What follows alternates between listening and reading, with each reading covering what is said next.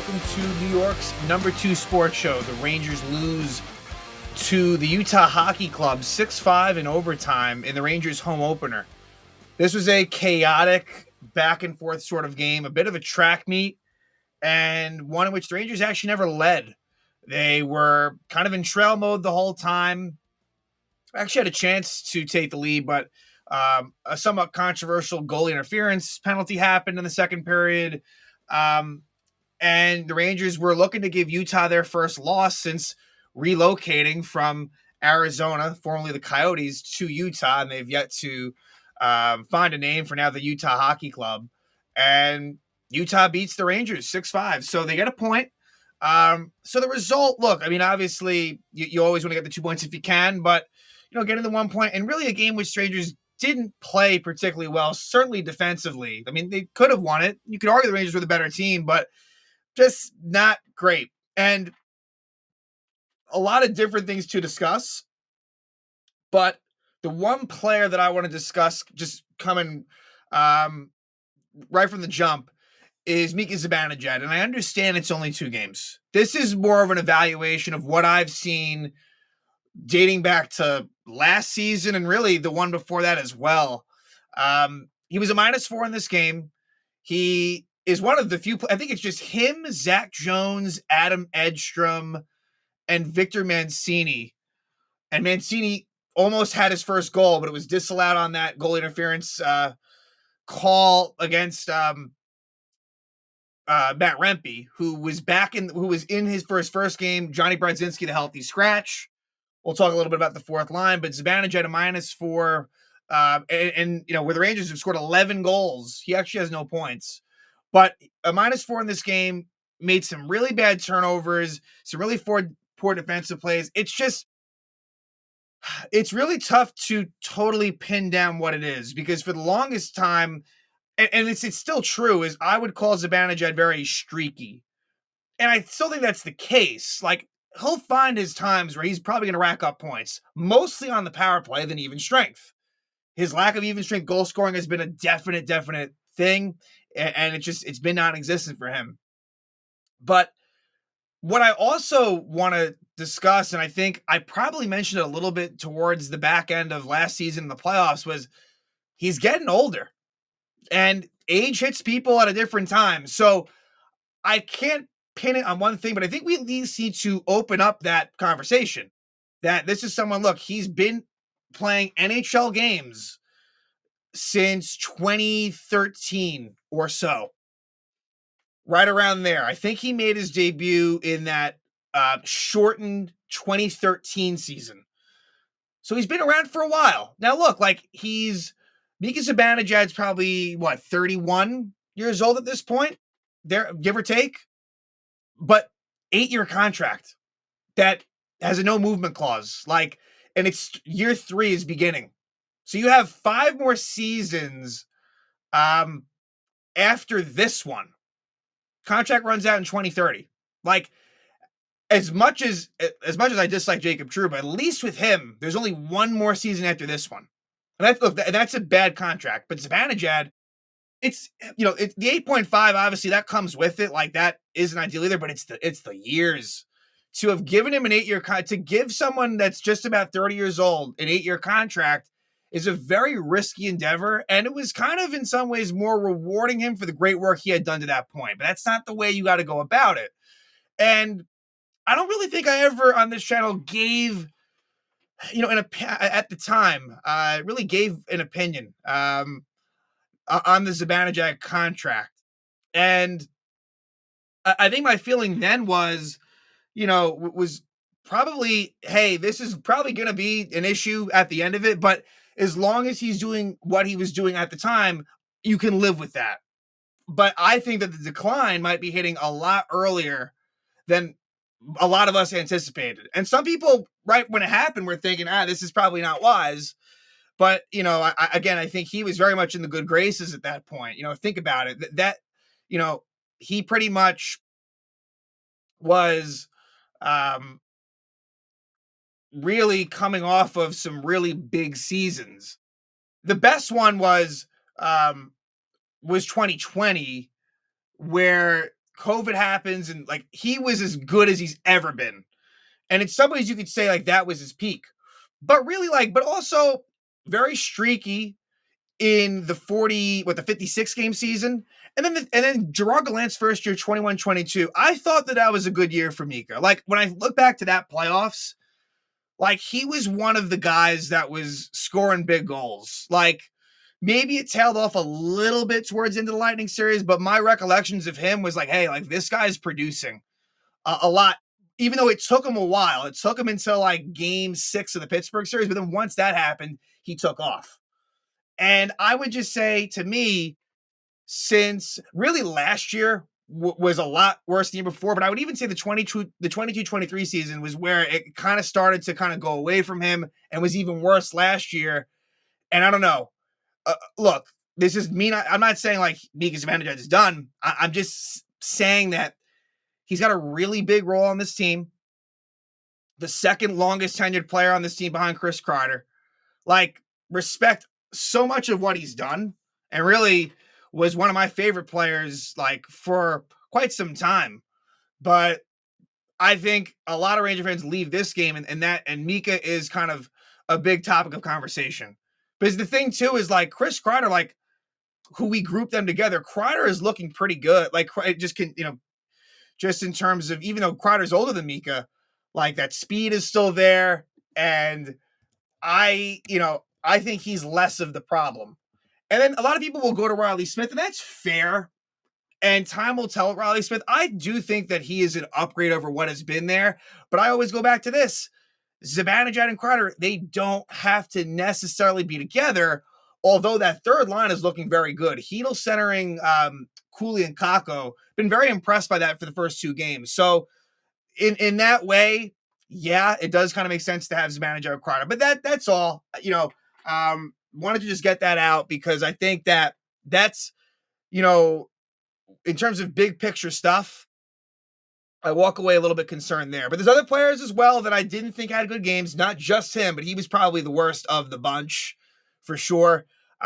Igor gives up 6 goals, but I gotta say, really, there was only one in particular that I thought was one that he should have had, and that was the 4th goal, which was scored by Kevin Stenlund. Other than that, like it wasn't like, oh my God, how did he allow that? It was really a lot of poor defense by the Rangers this game. And that's where the defensive pairs, they're going to need some work because look, Keandre Miller with Adam Fox, as much as that all sounds well and good, and I'm very happy to see how it looks, I don't know. And for Keandre Miller, talk about a very frustrating player. That's all I can say about him. He made a lot of mistakes in this game too. He really, really did. Arguably, like certainly on the which one was it? The Clayton Keller, the first Clayton Keller goal, which was 4-on-4? I'll have to look back. I think it might have been. I think it was. He messed up there big time behind the net. He was also kind of part when Keller's winning goal. He was kind of part of that as well. As much as Zibanejad, I think, was the one that deserves the most blame, Keandre was kind of in the area as well. So just for him, the turnovers have always been a killer for him. And so it's just like he's going to be a restricted free agent himself who's going to be looking to get a raise. And for him, like he is a part of this future, no doubt about it. And I'm cool with that. But it's like, I don't know. Keandre is someone that, again, totally frustrating. And it just gets to a point where it's like, this is kind of who he is. But let's just kind of get into the game. Like I said, Rempe in for Brodzinski. You have Victor Mancini making his Madison Square Garden debut, which is nice. And then somewhat similarly, but not really similar at all, actually, as a Ranger, MSG debuts for Riley Smith and for Sam Carrick. But this game had really just about everything. And fights, controversial calls. Ranger fans are pretty upset, and I understand why, actually, on some of these calls by the officials. But ultimately, Rangers just didn't really play so well. And now Utah's 3-0. They seem like they have some high-end talent. They really, really do. We know about Clayton Keller, but, also Dylan Guenther looks like he's really good. Barrett Hayton might be coming into his own. Nick Schmaltz, like, I'm not saying this is necessarily a playoff team, but why not? In a Western Conference that, is kind of maybe not quite as strong as it had been in years past. Maybe Utah in their first year there, um, with some juice being in Salt Lake City. I don't know. Maybe they are a team that can crack that a playoff spot in the Western Conference. But yeah, first period rolls around. Like I said, Rangers never had to leave. Give them credit for coming back time and time again, but we're always coming from behind. And it would be a goal by Barrett Hayton, his third goal of the season, assisted by Clayton Keller and Nick Schmaltz at 3:43 to give Utah a 1-0 lead. This was a turnover by Artemi Panarin um, in the neutral zone, I guess. And I thought Panarin, he was one of the positives, definitely. But turnover there ends up leading to somewhat not an nine-man rush, but they were coming in with speed. Jacob Trouba was a little out of position from what I remember as well here, and Hayton scores the goal to make it 1-0 Utah. But the Rangers do tie it up at 1. At 8:38, Artemi Panarin, his first goal of the season, assisted by Alexis Lafreniere. Really nice play by Lafreniere to take it into the zone, draw a couple defenders, really slick back pass, and a nice wrist shot goal by Panarin past goalie Connor Ingram. So 1-1 was the score at the end of one. And I thought the Rangers, they picked up their game a bit. Like their first period, really in hindsight, was probably not all that bad, actually. And maybe defensively, even one of the better ones. It was really the second period. That's really where this actually went totally wrong, because Utah scores 4 goals in the second. Rangers score 3 as well, though. But let's discuss it. Jack McBain scores, assisted by Koyachinook and Cooley. And so this was a play where the problem, the one thing with the Trocheck line with Panarin and Lafreniere, defensively, it's not always quite there. As much as they're the biggest threat by far as goal production, and it speaks for itself. In the defensive zone, not always great. Trocheck makes a nice play to come back and break it up, but Lafreniere kind of just, I said it last year, and I'm a very big Lafreniere fan. I think that he really, we're watching like a star start to blossom. But I think he does need some work defensively, and he was just kind of watching this one. I think he was a little bit tired, and I think he could have done a little bit more to prevent this. And so McBain scores to make it 2-1. Then the penalties start happening a lot. So Kevin Stenlin is called for goal interference at 2:07, and the Rangers make them pay as Artemi Panarin scores his second goal of the night, assisted by Fox and Trocheck, to tie it up at 2. So Ranger power play gets it done there. They were 1 for 3 on the night, so not a whole lot of chances, but 1 for 3. I have no problem with that. Ties it up at 2. Then at 4:54 is when it appeared as if the Rangers took the lead. A shot by Victor Mancini from the point goes in, but they rule it. And Wes McCauley, like he is annoying to me, like with the theatrics and everything. I gotta say, I mean, more so when it goes against the Rangers, but yeah, McCauley, I like his personality, but it is a little bit annoying. And he's the one that waves this off. Rangers challenge it, and the play stands. And the reason for that is because Rempe was in the goalie crease. So I understand it on both sides, but really, like, Ingram was kind of more of the aggressor there. Rempe Rempe didn't really move much. He set up, and a lot of things do go against Rempe. He does have a target on his back from the officials, for better or worse. Like, it is true. And so that was tough. That was one in which Rangers potentially deserved a better fate. They don't get it. And then 15 seconds after that Ranger penalty, Connor Ingram, the goalie, holds Chris Kreider. So it's 4-4, but on the 4-on-4, you get a goal at 6:02 by Utah, and it would be Clayton Keller. His second goal of the season, assisted by Alex Kerfoot. And this was a play that was a bad turnover by K'Andre Miller. Not a great job by Adam Fox either, to be fair, but Miller makes the really bad turnover. Fox tries to cover it up. He goes down. Nice pass from Kerfoot to Keller. Easy goal to make it 3-2 on a 4-on-4 play. So, and then at 8:38, Utah scores again. A turnover by Zibanejad in the neutral zone leads to Kevin Stenlin on the right side scoring his first goal of the season and first goal as a member of the Utah team. He was on the Florida Panther Stanley Cup team last season, and assisted by Michelli at 8:38. Not a great goal by Igor, one that he probably should have stopped. And on the shot by Stenlin on the follow through, he clipped Braden Schneider in the face, so he had to be stitched up, but he'd be back in there shortly thereafter. But then the Rangers get a fortunate goal. They do. So Keandre Miller scores his first of the season from Fox. Fox would actually have 3 assists on the night, by the way, and all of them primary assists as well. But it was a play where Miller was just shooting into the zone, and it takes a weird MSG bounce off the boards and in as Ingram was a little bit too quick. He went behind the net and just a little bit presumptuous, and a very lucky goal for Keandre Miller to make it 4-3 at that point. And then things get feisty at 9:23. You get a couple of fights. So Adam Edstrom takes a shot, and it's stopped by Ingram. And then it leads to Sam Carrick fighting with Michael Kesserling, and then Jack McBain fighting Adam Edstrom. And McBain and Edstrom, they would get game misconducts. Carrick and Kesseling would not. But what that would do, now the fourth line wasn't getting a whole lot of ice time really even to that point because of a lot of the penalties that were taking place in that second period was throwing things off. But yeah, Edstrom gets a game misconduct, so he ends up playing like less than 2 minutes. And so we did not see much of Rempe, Carrick, or Edstrom in this game. So what does that lead to next game, right? Like, I don't know. As far as Brodzinski, like, coming into the lineup, maybe.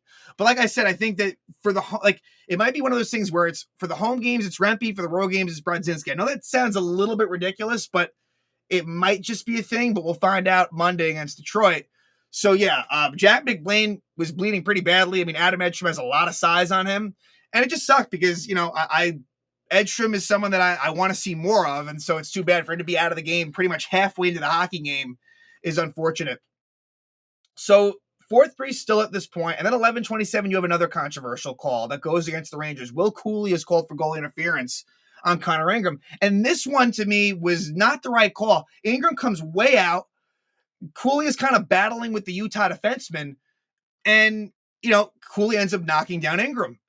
And I think it was McCauley that made this call as well. And I understand why he thought that, but that was not the right call.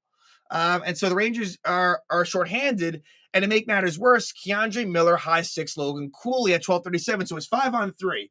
The 5-on-3 portion ends, but before the Keandre Miller one ends, it is a power play goal by Dylan Guenther. His 5th goal of the season, assisted by Schmaltz and Hayden. So 5-3 Utah there. And this was a play where, again, a little bit getting out of position. And Will Cooley came back on the ice. Guenther ends up pretty open after, again, Cooley had to make a decision. He goes towards the net, leaves Guenther open, and that makes it 5-3. Luckily, though, for the Rangers, 4 minutes later, Braden Schneider, who, like I said, got hurt a little bit earlier, he scores. A nice goal for him. A nice wrist shot. His first goal of the season from Trouba and Cooley to cut it to 5-4. So the Rangers only down 1 going into the third. And the Rangers with a pretty good third period with opportunities. They would have a power play early. Ian Cole would hook Artemi Panarin at 1:55, but Utah kills it off. But the Rangers tie it up at 5 at 12:56. Will Cooley, his first goal of the year from Fox and Kakko. Really nice shift by the Hedel line. And what ends up happening is Fox ends up charging in, kind of pokes it off of Cooley's leg and in. So, a greasy goal, but one that you appreciate and well-deserved. So, they're tied at 5. Then, not a great shift by Vinny Trocheck. He takes a penalty at 13:26. Hooks, he hooks Michael Carson, and it would be a kill for the Rangers. But, definitely some shaky times. This game goes to overtime. So the Rangers secure a point, and that's the only point that they would get. Last year, I think the stat was they were like 8-1 in the 3-on-3 overtime. So it's going to start 0-1 this year. And leading up to it, though, I just don't understand why they started out with Zibanejad, Kreider, Keandre Miller. Why would it not be Trocheck, Panarin, Fox, right? And this isn't so much like a Crowder thing. Look, it's more Panarin should be out there first. Zibanejad shouldn't be out there, and Fox should definitely be over Miller. So just strange personnel choices. And I'm sure they have their reasons. I didn't quite think about who was on for Utah, right? I'm sure that might have partially played into it, but really, it shouldn't really that much. You got to get your most, your really most talented and skilled players for the 3-on-3. And so that was strange. And what ends up happening is you have these three players on. Zibanejad is the one that turns it over to start. That's first off. And he was out there for a while. And it's Zibanejad, Lafreniere, and K'Andre Miller. And the ironic thing is this. Those were earlier. The players that I was describing is the ones that were kind of having some pretty bad defensive issues in the game. And they were the ones that were on here. And what ends up happening is Zibanejad kind of leaves Clayton Keller alone in front, and he scores the second of the night, third of the season, unassisted at 4:05. So you were not that far from going to a shootout. You weren't. Who knows what could have happened at that point? And Igor made a great save about a minute or two before that to keep the game tied. And that reminds me of last year where Igor, he would maybe not have the greatest game. Say, like tonight, for example, he gives up 5 goals. But then makes an awesome save to keep the game alive. But this one he could do nothing about. And again, it's Zibanejad just leaving the net, leaving his defensive responsibility. And then again, K'Andre Miller as well. I think Lafreniere deserves the least blame here. He was kind of the high guy. But, Zibanejad, it capped off just a really rough night for him. And one in which he finishes -4, which I know sometimes can be misleading, but this one really wasn't at all. Really good night for the Heat line. Very productive in terms of offensive chances and not allowing much on the other side. And then, again, the pairs, it's like it was a lot of Miller Fox, followed by Schneider Trouba, followed by Jones Mancini.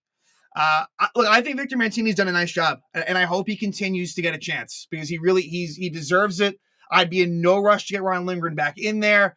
Trouba, look, Trouba is what Trouba is. Like, I didn't think it was a great game for him tonight, but no one should be surprised by that. But yeah, so, and the last thing I'll say is this. Game 2 last year also, following up a really good Game 1. Game 2 was a struggle. The Rangers, I believe, if memory serves me correct, they went to Columbus and played a very sloppy game that they lost and got no points in. So at least they got a point here. It's always nice to win the home opener if you can, and it doesn't happen, but, it could be way worse.